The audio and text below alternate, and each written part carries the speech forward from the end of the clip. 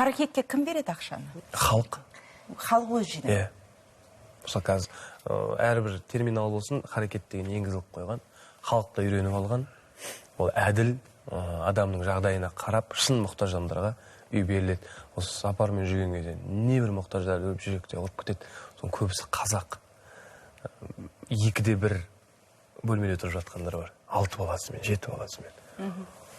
Соны қарап кішкене андай бір өз-өзіңді тәубе етіп қаласың, шүкіршілік етіп қаласың да. Естіп жатырмыз харекет туралы. Өте көп естіп жатырмыз. Қазір барлық жерде осы қор туралы айтады. Нақты қанша адамға үй алып бердіңіздер? Енді оны жариялау мақсатында емес, үлгі мақсатында айтса. 82 адамға. 1 жыл жарымның ішінде. Алған кезде қандай қуаныштары. Жылаған кезде анау күні бір кісіге беріп жатырмыз Атырауда. 6 комнатта жер үй бердік. Анау кіріп алып